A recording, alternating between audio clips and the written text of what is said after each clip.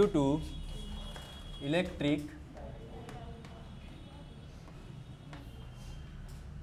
यही पढ़ना है। चलिए देखिए, तो इलेक्ट्रिक डाइपोल आप जानते हैं क्या होता है, ठीक है। तो मान एक इलेक्ट्रिक डाइपोल बनाते हैं, सब सिंपल सा काम करते हैं हम लोग। एक हमारे पास ये रहा माइनस क्यू चार्ज और ये क्या रहा चार्ज। ये एक इलेक्ट्रिक डाइपोल है जिसके बीच का डिस्टेंस सपोज करते हैं कितना है बालक, 12, ऐसे 12 सपोज कर लेते हैं। अब इसके कारण हमको कहीं पे भी इलेक्ट्रिक फील्ड की वैल्यू फाइंड करनी है। तो इसमें बेसिकली अभी हम लोग दो केस पढ़ेंगे, एक होता है एलॉन्ग एक्सियल लाइन और दूसरा होता है एलॉन्ग इक्वेटोरियल लाइन, ठीक है। नाम सुने होगे तुम लोग, सुने हो, एक अक्षीय स्थिति, दूसरा निरक्षीय स्थिति, ऐसे होता है, ठीक है। तो पहले हम लोग अक्षीय स्थिति की बात करेंगे, बोले तो एक्सियल, एलॉन्ग एक्सियल लाइन की बात करेंगे, ठीक है। तो पहला केस देखिए, एलॉन्ग इलेक्ट्रिक फील्ड देखेंगे हम लोग एलॉन्ग एक्सियल लाइन। अब एक्सियल लाइन की अगर बात किया है तो हम जो पॉइंट लेंगे जहां पे हमको इलेक्ट्रिक फील्ड फाइंड करना रहेगा वो कहीं इसी लाइन के लॉन्ग रहेगा, कहीं इसी लाइन पे, कहीं यहाँ मान लेते हैं कोई पॉइंट P है और हमको क्या निकालना है, वहां पे इलेक्ट्रिक फील्ड बताना है। किसके कारण वाला, किस डाइपोल के कारण। बोलो इतनी बातें ठीक है। चलो, तो ये जो पॉइंट P है हम सपोज कर लेते हैं कि इस इलेक्ट्रिक डाइपोल के मिड पॉइंट से, मिड पॉइंट कहीं यहाँ पे होगा, अगर ये मिड पॉइंट हुआ तो ये लेंथ कितना होगा बालक, L, और ये भी कितना होगा, L के बराबर होगा। तो इसके मिड पॉइंट सपोज करते हैं ये कितने डिस्टेंस पे है, R डिस्टेंस पे है। कितने डिस्टेंस बालक, R डिस्टेंस पे है, ठीक है। अब देखो, तो एक काम समझो, अब हमको पॉइंट P पे बताना है इस डाइपोल के कारण, तो यहाँ पे दो चार्ज है, एक पॉजिटिव चार्ज है, एक नेगेटिव चार्ज है। तो हम क्या करेंगे, एक बार यहाँ पॉजिटिव चार्ज कारण निकालेंगे, दोबारा निगेटिव चार्ज कारण फाइंड करेंगे, और इन दोनों कारण अगर फाइंड कर रहे हैं तो कुछ ना कुछ वहाँ डायरेक्शन आएगा इलेक्ट्रिक फील्ड का। जैसे ये पॉजिटिव चार्ज है, अगर इसके कारण यहाँ पे इलेक्ट्रिक फील्ड निकालेंगे तो डायरेक्शन किधर होगा, बाहर की ओर, बताया गया है। पॉजिटिव चार्ज का इलेक्ट्रिक फील्ड हमेशा आउटवर्ड रहेगा, और निगेटिव चार्ज का क्या होगा, डायरेक्शन अंदर की ओर होगा। अब यहाँ पे हमको दो इलेक्ट्रिक फील्ड मिला, तो उसके बाद क्या किया जाएगा, उसका रिजल्टेंट फाइंड किया जाएगा। यही करते आए हैं अब तक। अगर एक से ज़्यादा अगर चार्जेज अगर हैं हमारे पास, तो हम लोग क्या करते थे, रिजल्टेंट इलेक्ट्रिक फील्ड फाइंड करते थे। पहले इंडिविजुअल सबका अलग अलग निकालते थे, फिर उनका रिजल्टेंट फाइंड करते थे। ऐसे क्वेश्चन आप किए हैं, समझो कैसे। अब देखो ये पॉजिटिव चार्ज है, अगर इसके कारण हमको यहाँ पे इलेक्ट्रिक फील्ड बताना है तो कहीं से डायरेक्शन में होगा electric field due two plus Q charge, ऐसे लिख दे रहे हैं यहाँ पे, बाहर की ओर होगा, ठीक है। अच्छा, तो उसके लिए हमको यहाँ से ये वाला डिस्टेंस भी चाहिए क्या, तो बताओ ये प्लस क्यू चार्ज से पॉइंट P का डिस्टेंस कितना होगा, R होगा, कितना, R माइनस,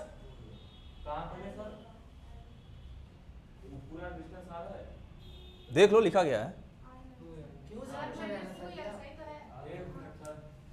चले, यहां से ये लेंथ होगा R माइनस L के बराबर होगा। भाई देखो ये पूरा R है, यहां से यहां तक ये L है, तो हमको ये चाहिए, तो पूरे में से इसको माइनस कर दें तो मिल जाएगा। तो कितना होगा, R माइनस L। जो ये R डिस्टेंस लेते हैं, ध्यान है ना, ये डिस्टेंस जब भी लेंगे हम लोग इलेक्ट्रिक डाइपोल के मिड पॉइंट से लेंगे, ठीक बीचों बीच से लेंगे, ठीक है। तो ये यहां से डिस्टेंस कितना होगा, R माइनस L। और यहां से निकालना रहा तब निगेटिव चार्ज से बताओ निकालना रहा, वो डिस्टेंस कितना होगा, कितना, R प्लस L होगा।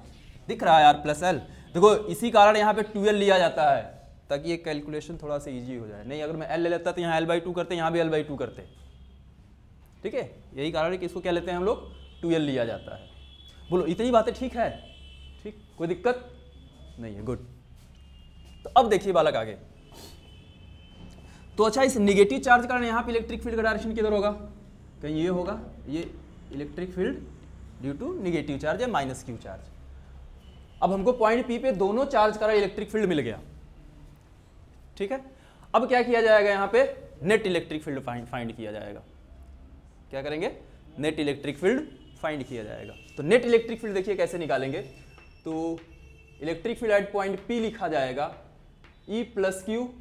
अगर इस पे रिजल्टेंट निकालना है और ये दोनों इलेक्ट्रिक फील्ड एक दूसरे का अपोजिट डायरेक्शन में है, तो आपको पता है अगर दो वेक्टर एक दूसरे का अपोजिट डायरेक्शन में होते हैं तो उनका रिजल्टेंट कैसे निकाला जाता है, एक में से दूसरे को माइनस कर देते हैं। ठीक है, इतना सन्नाटा क्यों है भाई? तो बोलो, ठंडी अपने आप दूर हो जाएगी। ठीक है, इस तरीके से। अब थोड़ा सा बता दो, ई प्लस क्यू की वैल्यू कितना होगा? 1/4 pi epsilon naught Q upon R minus L का स्क्वायर। यही पढ़े हो। ऐसे ही ई माइनस क्यू की वैल्यू कितना होगा बालक? 1/4 pi epsilon naught Q by R plus L का। अब वहां पे वैल्यू पुट करके क्या करेंगे? फाइनली जो भी अपना प्लस माइनस होगा करेंगे। ठीक है, तो प्लस माइनस फाइनली करने के बाद एक चीज देखो। अच्छा चलो ठीक है, बताते हैं। तो नेट इलेक्ट्रिक फील्ड देखो, एट पॉइंट पी आता है 1/4 pi epsilon naught 2p r upon R square minus L square to the whole square. कितना आएगा? ये पूरा हमारा नेट इलेक्ट्रिक फील्ड आता है फाइनली। ठीक है, अब ये पूरा कैलकुलेशन कर लोगे, हमें कैलकुलेशन कोई जरूरत नहीं है। ठीक है, आपको बोर्ड का एग्जाम नहीं देना है, वैसे बोर्ड में डेरिवेशन खूब आता है। ठीक है, एक्सियल अच्छी नहीं अच्छी दोनों में से कोई ना कोई एक पक्का रहता ही रहता है, कंफर्म है, रहेगा। हाँ बोलो, क्लियर है? नोट करिए फटाफट। या एक चीज और देखो थोड़ा सा, पी पता है क्या यहाँ पे है? क्या है पी? क्या है बालक? Dipole moment, electric dipole moment.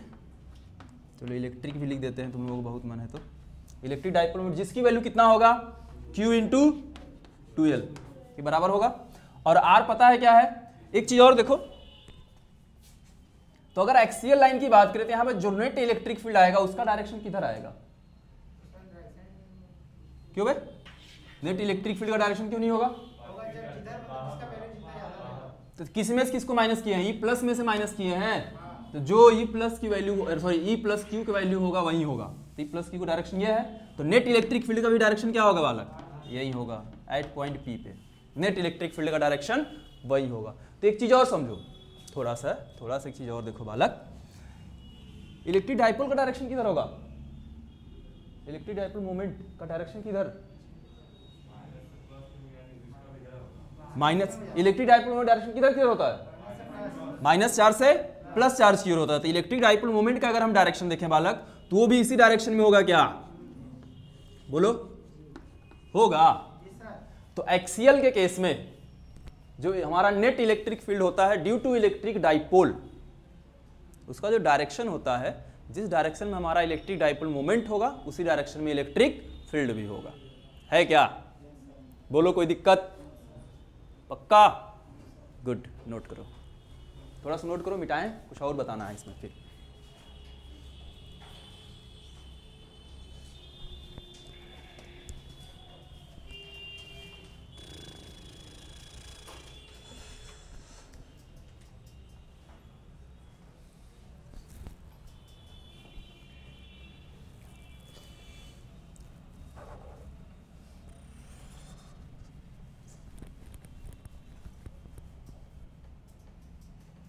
क्या बात है?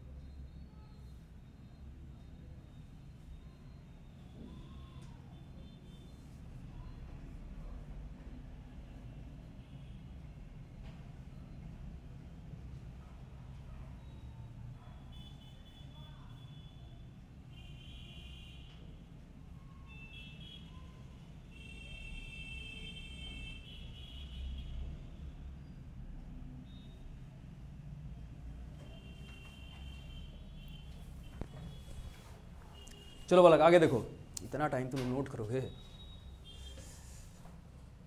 आगे देखिए, इसी में आपको पता है ये जो L है, जो हम लोग डिस्टेंस 12 लेते हैं, बहुत स्मॉल डिस्टेंस लेते हैं, ठीक है। तो अगर ये L हमारा, अब देखो 12 तो इसे भी स्मॉल है, तो L क्या हो जाएगा, और भी स्मॉल हो जाएगा, ठीक है। तो अगर हम सपोज कर लें if L is less than R, less than मतलब बहुत छोटा है, R से क्या है, बहुत छोटा है। तो कोई अगर बहुत छोटी क्वांटिटी है, अगर हम उसका स्क्वायर कर दें तो और बड़ा हो जाएगा कि छोटा हो जाएगा, और छोटा हो जाएगा, पक्का। पॉइंट में रहे तो लेस देन 1 रहे, ठीक है, तब अगर हम उसका स्क्वायर करें तो वो क्या हो जाएगी, और छोटी हो जाएगी। अगर 1 से बड़ा रहा तो तब तो बड़ा हो जाएगा, लेकिन अगर कोई नंबर है जो 1 से छोटा है, अगर हम उसका स्क्वायर करेंगे तो पहले से और छोटा हो जाएगा, ठीक है। तो हम मान लेते हैं कि L क्या है, बहुत स्मॉल है हमारा, तो स्क्वायर अगर देखो बालक, अगर स्क्वायर करेंगे तो L square is less than R square हो जाएगा, मतलब बहुत छोटा, इतना स्मॉल हो जाएगा कि अगर हम R स्क्वायर में से अगर कुछ माइनस करें तो इसके वैल्यू कोई इफेक्ट नहीं पड़ेगा। तो हम ये लिख सकते हैं तब भाई कि R square minus L square लगभग किसके बराबर हो जाएगा, R स्क्वायर के बराबर। अगर कोई बहुत बड़ी क्वांटिटी में से अगर बहुत छोटी वैल्यू अगर माइनस करो तो हमको लगभग बड़ी वाली वैल्यू भी मिलती है, ठीक है। तो R square minus L square क्या लिखा जा सकता है, R स्क्वायर लिखा जा सकता है। अब उसमें वैल्यू पुट कर दो, तब देखो electric field at point P कितना होगा बालक, 1/4 pi epsilon not 2PR upon, ये पूरा वैल्यू कितना हो गया, R स्क्वायर, स्क्वायर पहले से है, तो फाइनली आया क्या, 1/4 pi epsilon naught 2P upon, देखो यहाँ R की पावर 4 होगा, एक R कैंसिल हो जाएगा, बचेगा क्या, ठीक है। और अगर डायरेक्शन की बात करें इलेक्ट्रिक फील्ड की एट पॉइंट P पे, तो इसको लिखेंगे 1/4 पाई एप्सिलॉन नॉट 2P/r³, ऐसे लिख सकते हैं क्या, मतलब जो डायरेक्शन हमारा इलेक्ट्रिक डाइपोल मोमेंट का होगा वही डायरेक्शन इलेक्ट्रिक फील्ड का, या दोनों पैरेलल होंगे, ये भी बोल सकते हैं। भाई आपसे पूछा जा सकता है कि भाई एक्सियल केस में इलेक्ट्रिक डाइपोल मोमेंट और इलेक्ट्रिक फील्ड के बीच एंगल कितना होता है, कितना होता है, तब कितना होता है, कितना होता है, 0 होगा, ठीक है, क्योंकि दोनों क्या है, पैरेलल। अगर दो पैरेलल है तो फिर 0 होता है। चलो ठीक है, बहुत बड़ी बात हो गई है, तुम लोगों को ऊपर जाएगा, बैठ कर देखते रहते हो।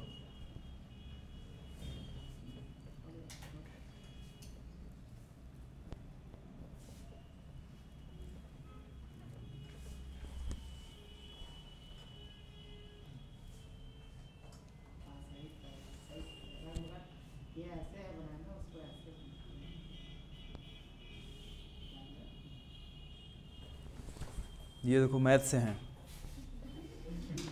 ये लाइन और ये लाइन पैरेलल है कि नहीं, तो कैसे बनाएंगे तभी पैरेलल होंगे,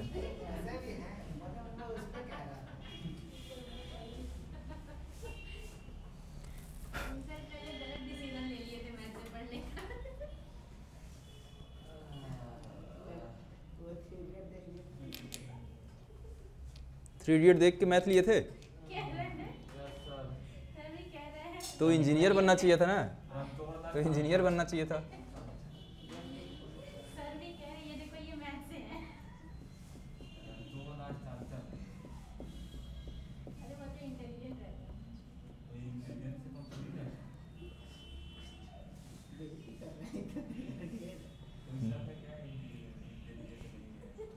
क्या चीज वाला, फिर से बोलो तो, फिर से बोलो, क्या बोले थे,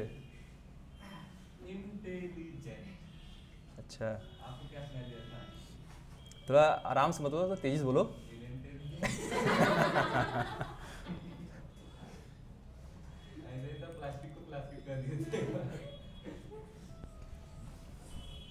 चलो हो गया ये।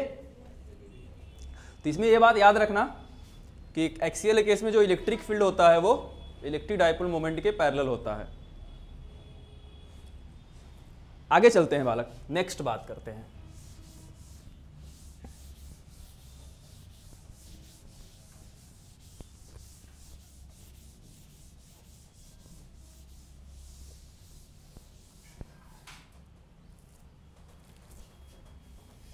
दूसरा बात करते हैं अलोंग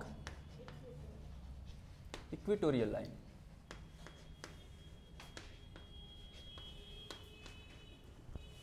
ठीक है, तो इस केस में देखिए फिर से मान लेते हैं हमारे पास माइनस क्यू चार्ज है और इस केस में प्लस क्यू चार्ज है।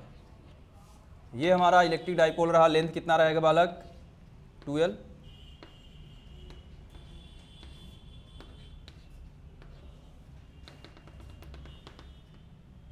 ये पॉइंट P है। देखो क्या करना है, ये जो हमारा इलेक्ट्रिक डाइपोल है इसके ठीक परपेंडिकुलर हमको फाइंड करना है। इक्वेटोरियल केस में क्या करते हैं, परपेंडिकुलर फाइंड किया जाता है। उस केस में क्या था, उसी पैरेलल था या उसी एक्सिस पे था। इस बार क्या करना है, इसके एक्सिस के परपेंडिकुलर कोई पॉइंट यहाँ लिए, इसके ठीक मिड पॉइंट से यहाँ एक पॉइंट P लिया है, वहाँ पे हमको बताना है कि इस डाइपोल के कारण इलेक्ट्रिक फील्ड कितना होगा। तो एक चीज़ देखो, अगर ये लेंथ तो LL हो गया है, यहाँ से मान लेते हैं ये मिड पॉइंट से कितने डिस्टेंस पे है, R डिस्टेंस पे ले लेते हैं। तो एक चीज़ देखो, सब कुछ वही रहेगा, कोई चेंज नहीं करना है बालक। तो हम क्या करेंगे, फिर से एक बार पॉजिटिव चार्ज कारण यहाँ पे इलेक्ट्रिक फील्ड फाइंड करेंगे। डायरेक्शन क्या आएगा, ये आएगा पॉजिटिव चार्ज कारण, और निगेटिव चार्ज कारण बालक कहीं ये आएगा। ठीक है, तो हम मान लेते हैं कि ये रहा भाई E प्लस Q और ये रहा electric field due to minus Q।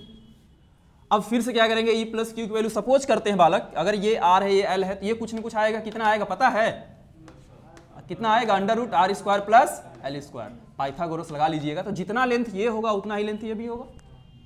हम ये सपोज करें, चलिए x के बराबर है। किसके बराबर है, x के बराबर है।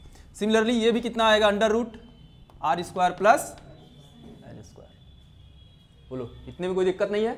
चलिए तब अगर इतने में कोई दिक्कत नहीं है तो देखिए थोड़ा सा,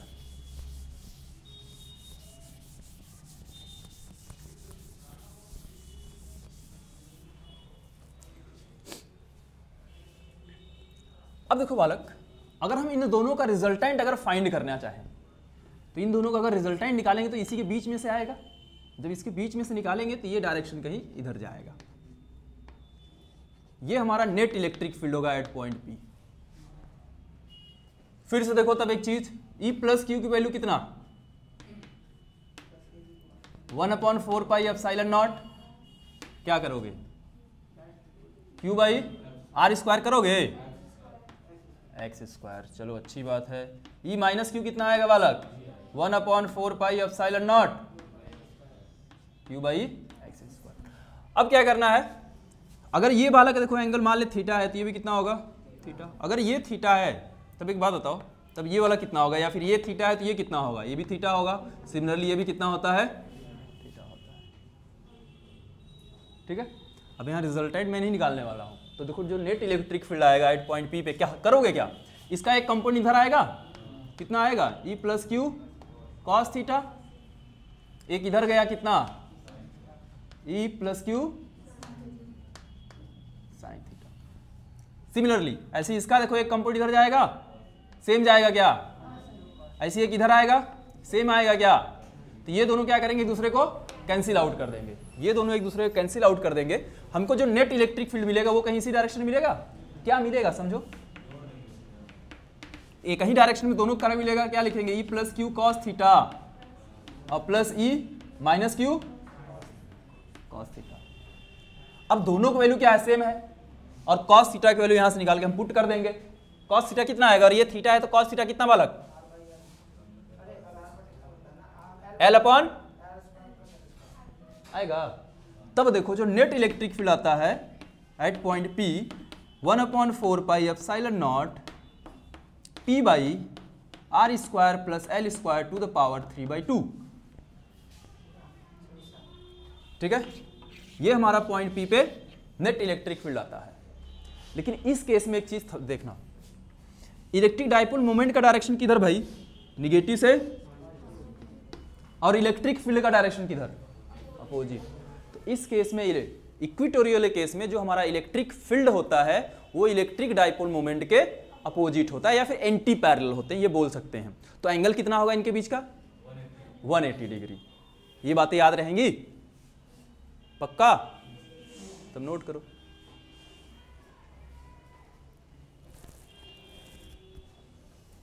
सपोज कर लेते हैं कि जो हमारा R है बहुत बड़ा है L से, या फिर L हमारा क्या है बहुत स्मॉल है।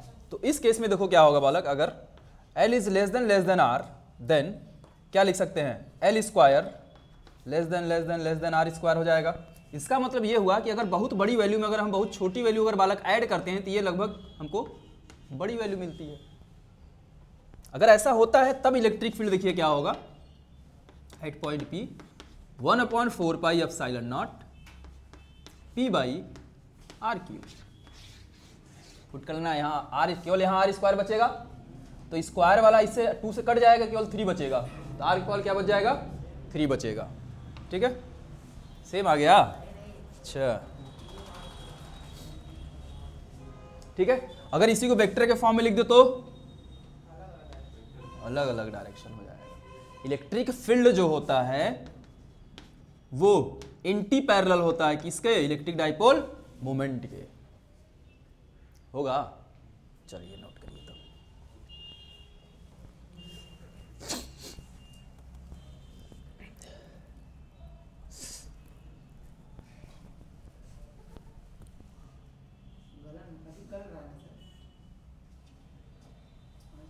गर्मी क्या गलन है, कहाँ है, ठंड लग रही है क्या, बैठे पड़े हो फिर भी हिल रहे हो हैं, रजाई गद्दा लेके आया करो। ठीक है, नहीं यहीं पे रखवा लो और कुछ घर से मंगवा के, टेंट वाला ला के रखवा लो। फिर ये बाहर करवा देंगे बेंच, इसमें से बेंच पूरा पूरा बाहर रखवा देंगे।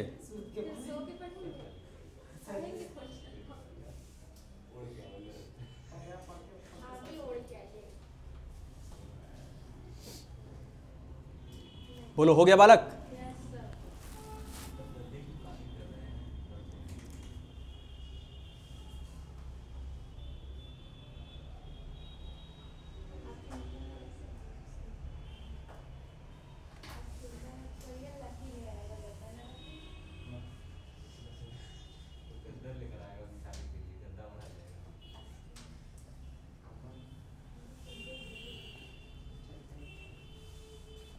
अब एक चीज देखो बालक, मिटा दे इसको। अब एक चीज देखिए इस पे,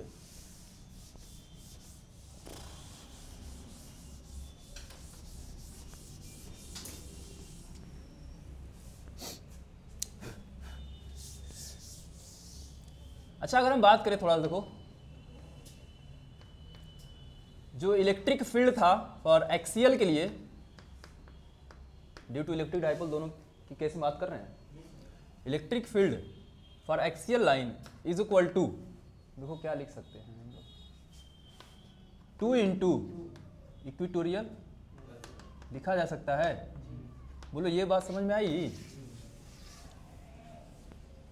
कहाँ से आ गया ये फार्मूला? अगर देखो तुम लोग, फार्मूला अगर देखो तो जो एक्सियल के लिए हमारा था कितना था, 1/4 पाई एप्सिलॉन नॉट और 2p बाई, यही था। और इक्विटोरियल के लिए क्या था भाई, 1/4 pi epsilon naught p by R cube. तो यहाँ 2 अलग से बचा हुआ है, अगर ये 2 हम साइड में कहीं कर लें तो इसको क्या बोलेंगे, यही बोलेंगे, इसकी वैल्यू यहाँ रख दो, इक्विटोरियल इंटू 2, यही लिखे हैं। या ये लिखा जा सकता है कि भाई electric field along axial line upon electric field along equatorial line is equal to कितना, रेशियो इनको कितना होता है, 2 के बराबर होता है। या उल्टा अगर कर लेंगे तो कितना हो जाएगा, 1/2। याद रहेगा ये बात, नोट करो।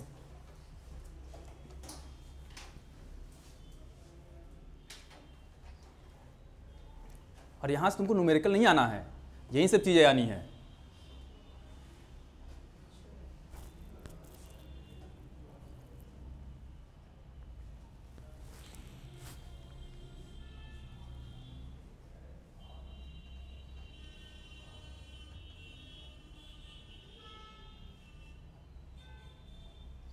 कल से हम वो सॉल ओढ़ के आया करेंगे पढ़ाएं, एकदम वो ठाकुर वाले उसमें एकदम जैसे ऐसे ओढ़ के, हाथ बाहर नहीं निकलेगा, ऐसे ही करके पढ़ाएंगे।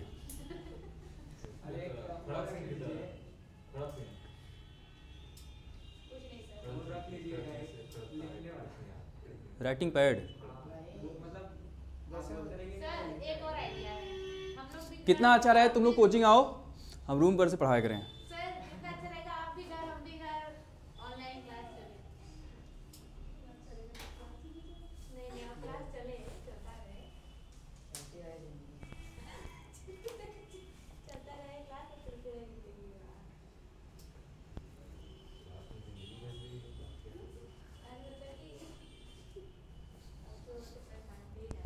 हो गया बालक, आगे देखो, इसी का तीसरा केस, दो तो पढ़ लिए हम लोग, तीसरा देखिए।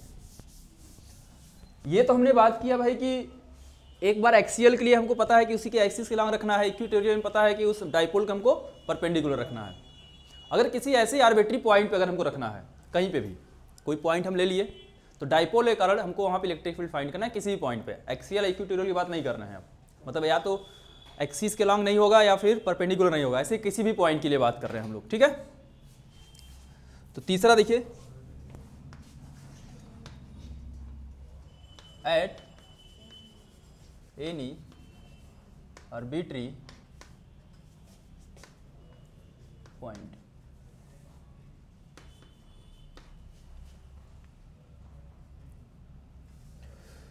फिर से डाइपोल बना, ये रहा माइनस क्यू और ये रहा प्लस क्यू, समझना बालक। लेंथ 2l, मिड पॉइंट से डिस्टेंस हमेशा लेते हैं हम लोग। अब वो पॉइंट जो पहले हम लोग कहीं इधर लेते थे और कहीं परपेंडिकुलर लेते थे, वो पॉइंट हम कहीं और लेते हैं, कहीं यहां पे मान लेते हैं। मान लें, क्या कह रहे हो, यहां कोई पॉइंट P मान लेते हैं और यहां से इसको मिलाएंगे, यहां से ये डिस्टेंस कितना है बालक, r है। और एक चीज समझो, जो इलेक्ट्रिक डाइपोल से कितने एंगल पे है, थीटा एंगल पे है। कितने एंगल पे रहा, थीटा एंगल पे, ठीक है। तो अब हमको पॉइंट भी बताना है भाई, इलेक्ट्रिक फील्ड कितना होगा। तो एक चीज देखो, हमको पता है कि इलेक्ट्रिक डाइपोल का डायरेक्शन तो यही होगा। क्या कह रहे हो, इसमें कोई दिक्कत है नहीं, पक्का नहीं है, सोच लेना, कंफर्म। देखो तब तो यहां से इस इलेक्ट्रिक डाइपोल के दो कंपोनेंट आएंगे क्या, एक तो इसी लाइन के लॉन्ग आएगा, आएगा, कहो बालक, कहीं इस डायरेक्शन में आएगा, कितना आएगा, P cos थीटा कंपोनेंट गया इधर है। एक डाइपोल का डायरेक्शन ये आएगा परपेंडिकुलर, आएगा यहीं कहीं ये, ठीक है। तो एक चीज देखो, हमने दो केस के लिए पढ़ा है, एक इक्विटोरियल के लिए, दूसरा एक्सियल के लिए, पढ़े हैं क्या। तो एक चीज समझो, अगर हम डाइपोल को ही, जो डाइपोल यहां दिया गया है, इसी को दो पार्ट में तोड़ दिए, ये किया गया, एक तो इसी एक्सिस के लॉन्ग चला गया, दूसरा परपेंडिकुलर चला गया। तो अगर देखो ये वाला जो डाइपोल है हमारा, यही डाइपोल है ना, इसको दो पार्ट में तोड़ दिए हैं डाइपोल को, इसको, और एक परपेंडिकुलर गया है, एक डाइपोल ये गया है। ये बात समझ में आ रही है, डाइपोल कैसे तोड़े हैं, फंस गए, कहां फंस गए भाई, बोलो बोलो बोलो, जल्दी बोलो। क्यों रिजोल्यूशन वेक्टर नहीं पढ़े हो, आज तक इतना तो पढ़ा दिया, मैं पूरा खत्म कर चुका इसको। सर ये इस पे भी ऐसे टूट सकता है ना, किस पे, cos थीटा इस पे हो जाएगा, इधर, ये नहीं, हाँ, थीटा यहाँ पे, ये आर, हाँ, आर इधर आर को नहीं, किसको तोड़ रहे हैं सर, यार को नहीं, इलेक्ट्रिक डाइपोल को दो कंपोनेंट में तोड़ दिए। इलेक्ट्रिक डाइपोल जान रहे हो, ये डाइपोल है हमारा कुछ इस तरीके से, तो ये कुछ इलेक्ट्रिक डाइपोल मोमेंट का डायरेक्शन ये होगा, ये यहां से थीटा एंगल बना रहा है, तो ये कंपोनेंट इसका इधर जाएगा, कितना, कॉस वाला कंपोनेंट इधर जाएगा, एक इधर आ गया परपेंडिकुलर साइन वाला कंपोनेंट आएगा। इसको इस तरीके से दो कंपोनेंट में तोड़ सकते हैं हम लोग। अब एक चीज समझो, अब इसके कारण, अगर इस डाइपोल के कारण अगर हमको इलेक्ट्रिक फील्ड निकालना है पॉइंट P पे, तो ये पॉइंट P इसी के एक्सिस के लॉन्ग है क्या, है क्या, P क्या हो गया, एक्सियल हो गया। एक्सियल का फॉर्मूला जानते हैं कितना, एक्सियल के लिए देखो कितना आएगा बालक, बताओ तो, 1/4 पाई एप्सिलॉन नॉट और 2p/, लेकिन साथ में एक और मल्टीप्लाई इसमें होगा किसका, कॉस थीटा, क्योंकि ये तो कॉस वाला कंपोनेंट इधर आया है, यही होगा ना। ऐसी अब देखो इस डाइपोल के कारण अगर पॉइंट पी पे हमको इलेक्ट्रिक फील्ड निकालना है तो क्या इक्वेटोरियल का केस है, क्या इक्वेटोरियल केस है, पढ़े हो इक्वेटोरियल केस क्या होता है, क्या 1/4 pi epsilon naught P by R cube into क्या, बात समझ में आया। अब एक चीज समझो, जो यहाँ पे तब यहाँ पे हमको दो ठो इलेक्ट्रिक फील्ड मिलेगा, दो इलेक्ट्रिक फील्ड मिलेगा, एक तो एक्सियल के लिए मिलेगा, एक एक्सियल के लिए मिलेगा, दूसरा इक्वेटोरियल। थोड़ा ये बताओ, अगर एक्सियल के कारण हमको यहाँ पे इलेक्ट्रिक फील्ड निकालना है तो उसका डायरेक्शन किधर होगा, इसी की तरफ होगा कहीं। ये मान लेते हैं कि चलिए E1 के बराबर है और ये किसके बराबर है, E2, तो ये क्या रहा E1, ठीक है। अब इस इक्वेटोरियल कारण यहाँ पे इलेक्ट्रिक फील्ड का डायरेक्शन किधर होगा, किधर होगा भाई, देखो इलेक्ट्रिक डाइपोल मोमेंट को हम ऐसे तोड़े हैं तो ये निगेटिव यहाँ गया, पॉजिटिव यहाँ आ गया, तो ये इलेक्ट्रिक डाइपोल मोमेंट का डायरेक्शन हुआ। इक्वेटोरियल के लिए जो इलेक्ट्रिक फील्ड मिलता है हमको वो इलेक्ट्रिक डाइपोल मोमेंट के ठीक अपोजिट डायरेक्शन में होता है। तो यहाँ पे डायरेक्शन ये है, तो यहाँ पे डायरेक्शन क्या हो जाएगा, ये होगा, देखो ठीक इसके एंटी पैरेलल। ये क्या बताएगा, इक्वेटोरियल कलर क्या E2। अब इनका रिजल्टेंट कुछ मिलेगा, हम मान लेते हैं चलिए ये रिजल्टेंट मिला कितना E, तो देखो जो E की वैल्यू होता है निकाल लोगे, ये दोनों 90 डिग्री के एंगल पे आएंगे, तो जो नेट इलेक्ट्रिक फील्ड होगा at point P, net electric field at point P क्या होगा, under root E1 square plus, यही करेंगे, दोनों वैल्यू फाइंड किए हो, पुट करके सॉल्व करना, तब देन नेट इलेक्ट्रिक फील्ड हमारा जो आएगा वो आता है 1/4 pi epsilon naught, 1/4 pi epsilon naught P by R cube under root 1 plus 3 cos square theta. कितना आएगा,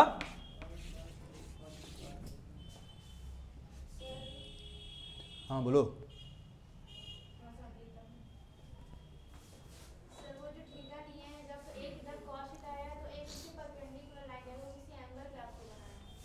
कहाँ एंगल बना है, ये परपेंडिकुलर जानते हो, इस लाइन के जाता है, अरे ये वाला जो लाइन लिए है जो एंगल उसके परपेंडिकुलर जाएगा, इस लाइन के परपेंडिकुलर जाएगा। देखो इस एक तो इसी की लाइन लॉन्ग आया है, एक तो इस लाइन के परपेंडिकुलर, ठीक है। तुम्हारे हिसाब से नहीं आएगा कि ऐसे एक तो हॉरिजॉन्टल जाएगा एक तो वर्टिकल जाएगा, ठीक है। ये एंगल कैसे बन रहा है उस पर डिपेंड करेगा। ये इसको हमने तोड़ दिया है, इस डायरेक्शन हॉरिजॉन्टल लाइन को मैंने दो पार्ट में तोड़ दिया है। तो आप सिंपल से किसी भी आर्बिट्री पॉइंट पे अगर पूछता है, ठीक है, तो उसके लिए फॉर्मूला आप ये याद रखोगे, कितना,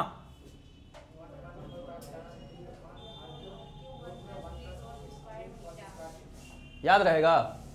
अब एक चीज समझो, अगर तुमको ये याद हो गया तो पिछला दो फॉर्मूला याद करने की जरूरत नहीं है।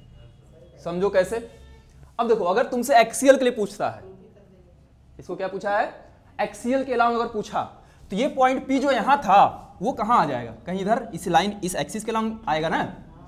तो ये जो थीटा है, थीटा क्या हो जाएगा, अगर ये पॉइंट P इस एक्सिस पे आ रहा है मूव करके, तो ये थीटा क्या होना पड़ेगा, 0 होना पड़ेगा। तो थीटा की वैल्यू अगर 0 कर दोगे यहाँ तो कितना आएगा, cos 0 की वैल्यू 1 हुआ, तो 3 + 2 कितना 4 रूट से बाहर आया क्या मिला 2, तो यही होता था क्या 1/4 pi epsilon 2p by R cube axial के लिए। अब सोचो इक्वेटोरियल निकालना है तो मतलब ये एंगल क्या होता था, 90 होता था, मतलब इसको घुमा के पॉइंट भी कहीं यहाँ लाओ तो थीटा क्या होना पड़ेगा, 90 होना पड़ेगा। अगर थीटा 90 हो गया तो cos 90 कितना 0, तो ये पूरा पोर्शन 0, 1 रूट में बचा, रूट से 1 बाहर आएगा तो 1 ही मिलेगा, तो पूरा एक तरीके से यही वाला पोर्शन मिलेगा क्या, तो इक्वेटोरियल यही होता है। गुड, आगे समझो। अब आपसे पूछेगा कि भाई जो नेट इलेक्ट्रिक फील्ड आया है, ठीक है, इसका क्या डायरेक्शन है, किधर आया है। तो इस लाइन के देखो ये वाला लाइन जो जा रहा है आर, इससे मान लेते हैं कि ये कितना एंगल बनाया, कुछ एंगल, जरूरी नहीं कि थीटा ही बनाएगा, कुछ भी हो सकता है वो। मैं मान लिया कितना बनाया, फाई एंगल बनाया, कितना एंगल बनाया, फाई। तो हमें फाई की वैल्यू बताना है, या direction of net electric field, बात किया जाए।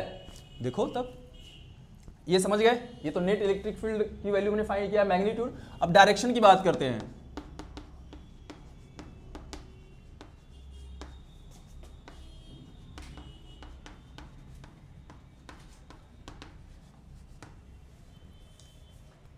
तो अगर ये एंगल निकालना है तो कैसे निकालोगे? थोड़ा सा कंस्ट्रक्शन कर दो, एक कंस्ट्रक्शन यहाँ कर लो। ये देखो ट्रायंगल एक बन रहा है, अगर ये E1 है, ये ऊपर वाला क्या बताएगा? E2 बताएगा। तो tan फाई क्या होता है? tan थीटा क्या लिखेंगे? Perpendicular upon base. परपेंडिकुलर किसके बराबर है? E2 के बराबर है। और बेस किसके बराबर है? E1 के बराबर है। तो tan phi is equal to क्या आएगा? E2 बाई E1 आया।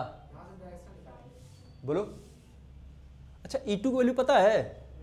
देखो थोड़ा, तो E2 की वैल्यू कितना है पहले निकाल रखे हैं।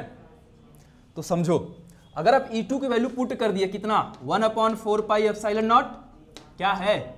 P/r³ into sine theta upon E1 कितना?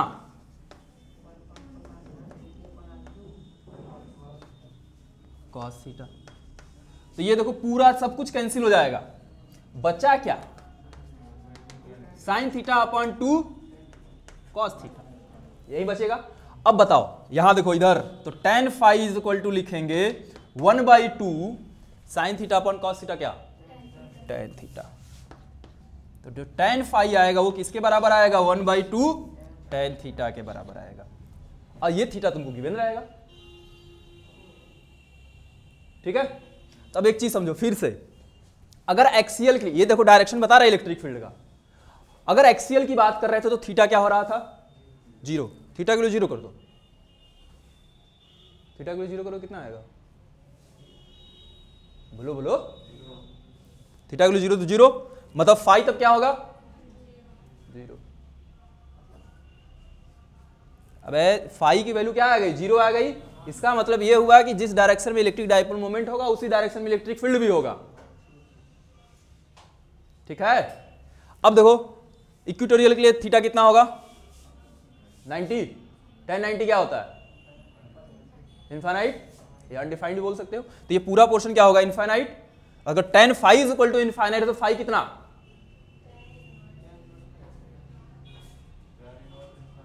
tan inverse infinite. तो फाई कितना आएगा?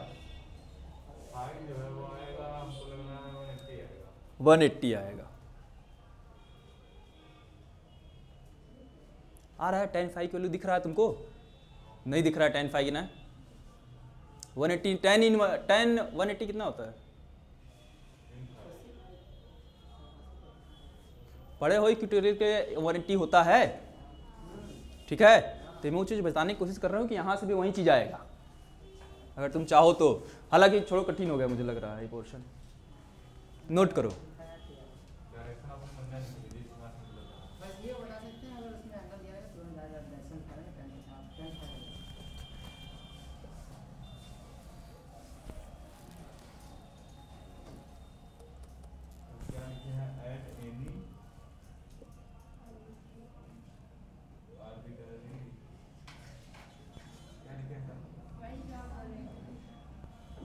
एट एनी पॉइंट लिख लो तुम, छोड़ो मत, परेशान हो।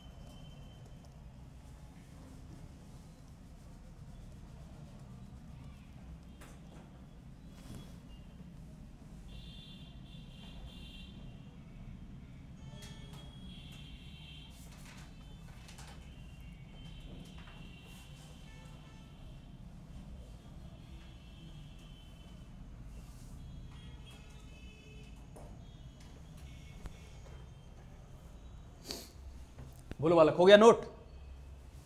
चलिए तब आगे देखिए।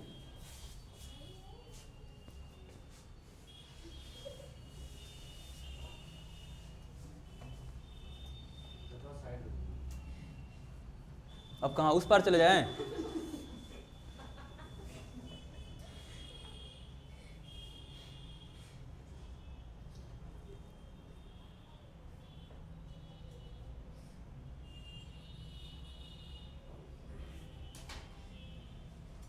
इसका क्वेश्चन तो बस ये डायरेक्शन पे पूछा होगा, सिंपल पूछे तो हल्का का कैलकुलेशन तो सब बात होगा।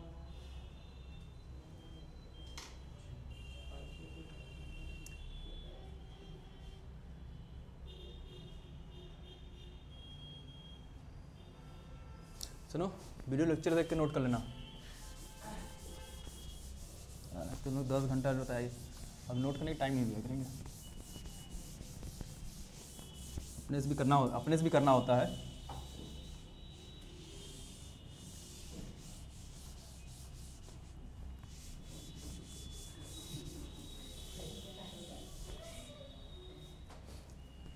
आगे बात करते हैं। सीखो, सब कुछ यहीं नोट कर लोगे तो फिर लेक्चर कैसे देखोगे?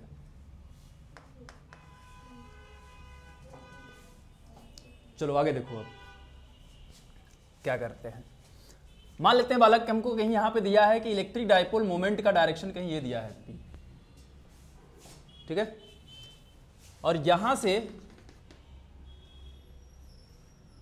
ए डिस्टेंस पे कोई भी पॉइंट है, मान लेते हैं क्या x मान लें, यहां पे पॉइंट x है, और यहां पे एक चार्ज रखा हुआ है plus q।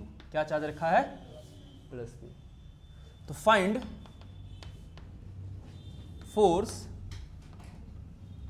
Eight point x due to electric dipole moment. बताओ थोड़ा तो बालक। अब जाहिर सी बात है, इलेक्ट्रिक डाइपोल है तो कहीं नेगेटिव चार्ज होगा और कहीं पॉजिटिव चार्ज भी होगा। अच्छा बताओ तब। बताइए फोर्स कितना लगेगा तो इस चार्ज पे, इस इलेक्ट्रिक डाइपोल के कारण?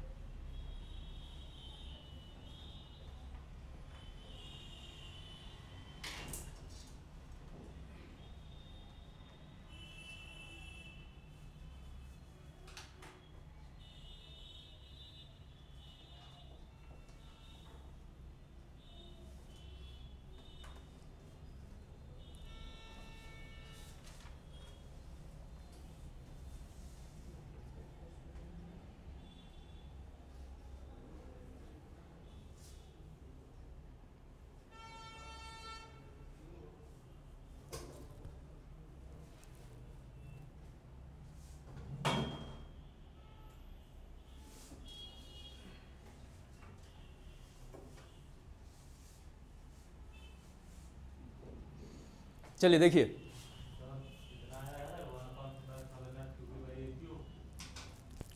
कितना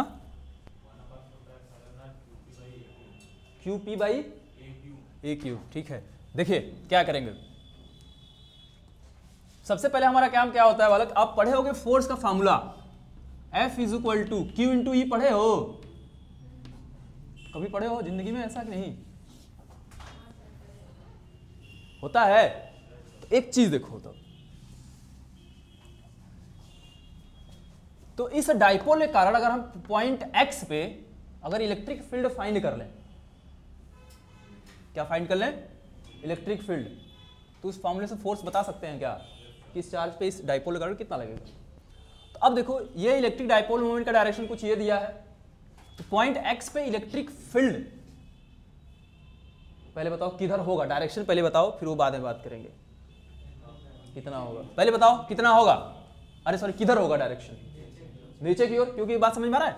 ये हमारा इलेक्ट्रिक डाइपोल मोमेंट है और इलेक्ट्रिक, अरे सॉरी ये पॉइंट ये है, तो जाहिर सी बात है ये इक्वेटोरियल वाला केस बन रहा है। तो उस केस में जो इलेक्ट्रिक फील्ड होता है वो इलेक्ट्रिक डाइपोल मोमेंट के अपोजिट डायरेक्शन में होता है क्या? बोलो। तब यहां पे जो फोर्स होगा कितना लिखेंगे? Q इंटू ई के बराबर। अब जिस डायरेक्शन में हमारा इलेक्ट्रिक फील्ड होगा उसी डायरेक्शन में फोर्स भी होगा यहां पे। बोलो, उसी डायरेक्शन में क्या होगा? फोर्स भी होगा। और इस पॉइंट पे बताओ इलेक्ट्रिक फील्ड कितना होगा? Q into 1/4 pi epsilon naught. Equatorial के लिए क्या फॉर्मूला होता है? P by R cube. लेकिन यहां से डिस्टेंस कितना है? A है, तो क्या लिखेंगे? A cube. और अच्छे से लिख लो, F इज इक्वल टू क्या लिखेंगे? 1/4 pi epsilon naught Q P by A cube. लिखा जा सकता है। बोलो, चलिए नोट करिए फटाफट।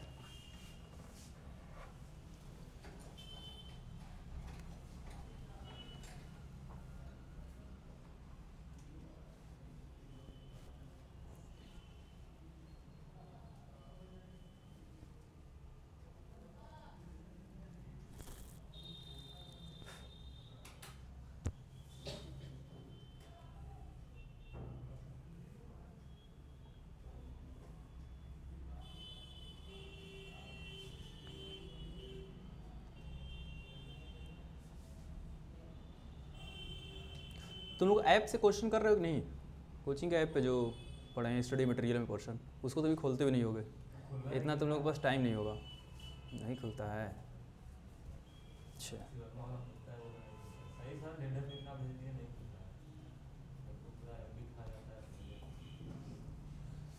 ठीक है।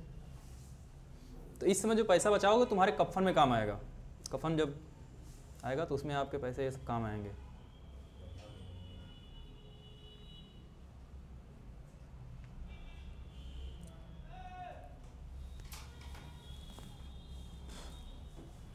तब इस बार अब क्या लग रहा है, निकल जाएगा? चलो नहीं निकलेगा मतलब।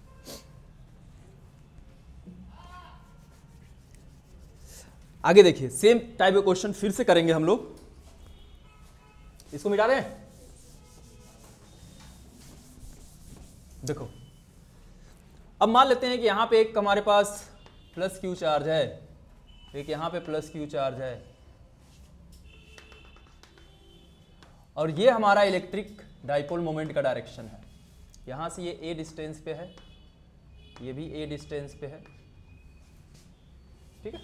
Find net force on the system on the given system. अब समझो दो चार्ज का एक सिस्टम है, ऐसे ही दो चार्ज मिला के एक सिस्टम बनाए हैं हम। ठीक है। और ये इलेक्ट्रिक डाइपोल मोमेंट का डायरेक्शन आपको ऊपर की ओर दिया गया है। तब बताना है कि इस सिस्टम पे नेट फोर्स कितना लगेगा due to electric dipole moment भी लिख सकते हैं आप। चलिए जल्दी बताइए।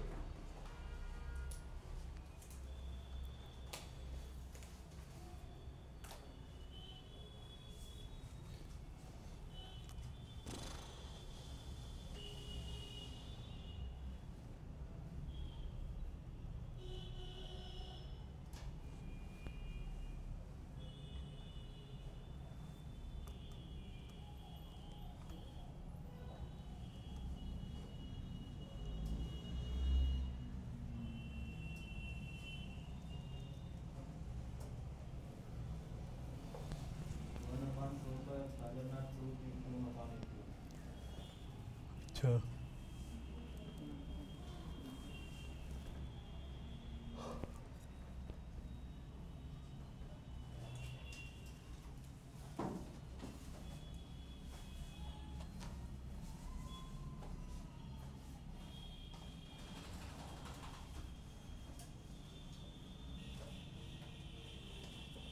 देखो वाला क्या करेंगे, फिर से वही काम।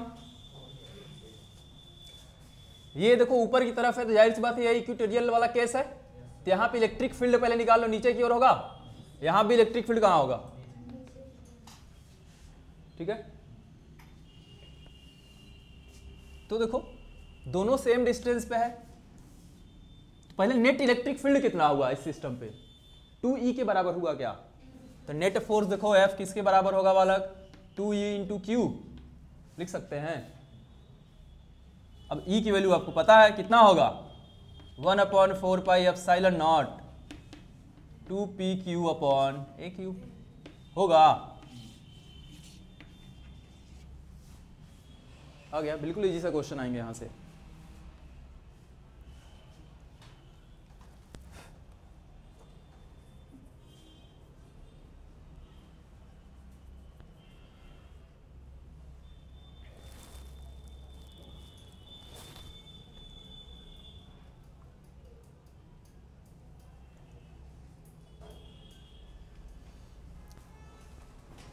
हो गया, आगे देखिए क्या बात करते हैं।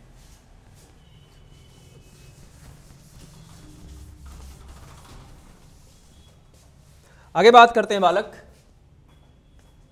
Torque on electric dipole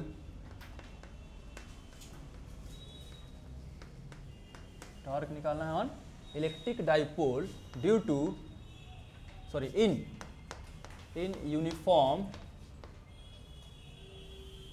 electric field, in uniform electric field. अब देखो एक यूनिफॉर्म इलेक्ट्रिक फील्ड मतलब समझ रहे हैं, यूनिफॉर्म इलेक्ट्रिक फील्ड का मतलब ये हुआ कि हर जगह पे इलेक्ट्रिक फील्ड की वैल्यू क्या रहेगा, सेम रहेगा। तो अगर किसी यूनिफॉर्म इलेक्ट्रिक फील्ड में बालक, मान लेते हैं हमको एक यूनिफॉर्म इलेक्ट्रिक फील्ड दिया हुआ है कुछ इस तरीके से,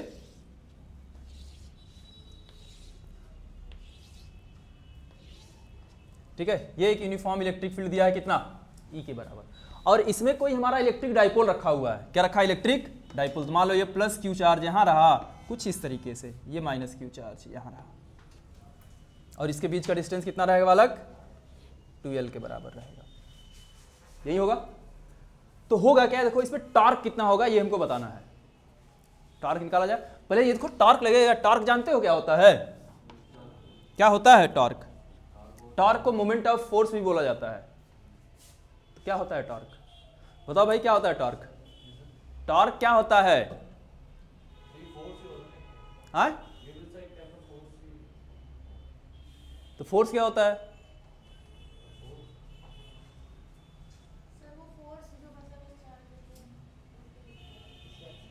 तुम तो पढ़े हो, पढ़े थे कि नहीं, याद है कुछ, पढ़े थे कभी जिंदगी में, टॉर्क का नाम सुने हो कि पहली बार सुन रहे हो, पहले ये बताओ, पढ़े हो, कहाँ गया पढ़ा हुआ सब ऊपर, कोई मतलब ही नहीं है पढ़ाई का। चलो देखो एक चीज बताओ, जब ये कोई चार्ज अगर किसी इलेक्ट्रिक फील्ड में आता है तो क्या उस पर फोर्स लगता है, ओ लड़की बताओ, जब कोई चार्ज किसी इलेक्ट्रिक फील्ड में आएगा तो उस पर फोर्स कितना लगेगा, चार्ज में तो समझ रहे हो, आवेश, इलेक्ट्रिक फील्ड मतलब होता है वैद्युत क्षेत्र, कोई आवेश अगर वैद्युत क्षेत्र में रखा जाए तो उस पर फोर्स लगेगा कि नहीं, पहले ये बताओ, लगता है कि नहीं लगेगा, कितना लगेगा,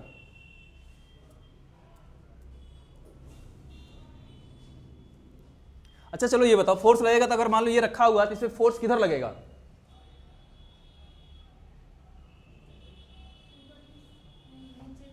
नीचे साइड लगेगा, नीचे साइड, और इस पे ऊपर की साइड लगेगा।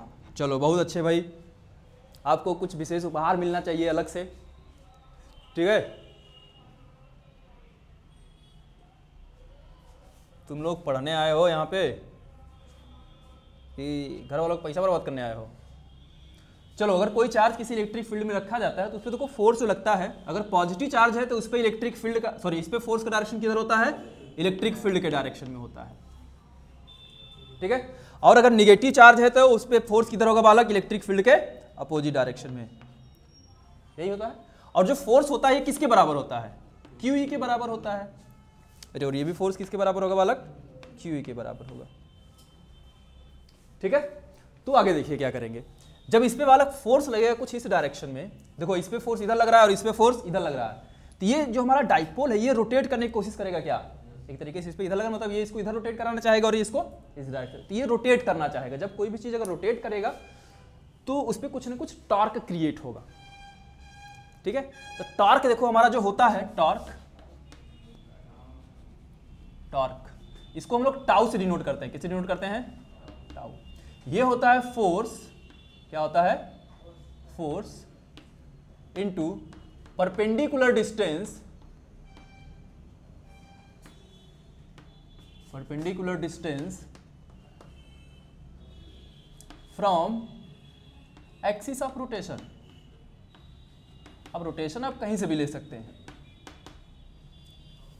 मान लेते हैं कि ये इस एक्सिस के अबाउट, ये एक्सिस मान लो इसके अबाउट क्या कर रहा है? ये रोटेट कर रहा है। ठीक है, एक चीज देखो, तब इलेक्ट्रिक डाइपोल मोमेंट का डायरेक्शन यही होगा क्या? P, और इलेक्ट्रिक फील्ड का डायरेक्शन ये है। मान लेते हैं कि जो हमारा इलेक्ट्रिक डाइपोल मोमेंट है वो इलेक्ट्रिक फील्ड से वाला कुछ एंगल बना रहा होगा, कितना? थीटा। ठीक है, तो हमारा जो टॉर्क होता है, जो टॉर्क होता है वो आता है PE साइन थीटा के बराबर। किसके बराबर आएगा? PE साइन थीटा के बराबर आएगा। तो अगर इसको वेक्टर के फॉर्म में लिखें तो vector tau is equal to लिख सकते हैं vector P cross vector E। बोलो बालक, लिखा जा सकता है भाई, जैसे A क्रॉस B को A B साइन थीटा पढ़े हो, वैसे हम P साइन थीटा को क्या लिख सकते हैं? P क्रॉस E लिख सकते हैं। यहां क्रॉस मल्टीप्लीकेशन होता है। P क्या होता है हमारा? इलेक्ट्रिक डाइपोल मोमेंट, और E क्या होता है? Electric field. याद रहेगा?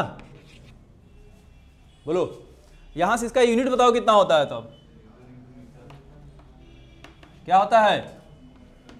न्यूटन मीटर, क्योंकि फोर्स इंटू डिस्टेंस है। क्या देखो, तो फोर्स के न्यूटन, डिस्टेंस के metre, newton metre. Dimension formula क्या होगा?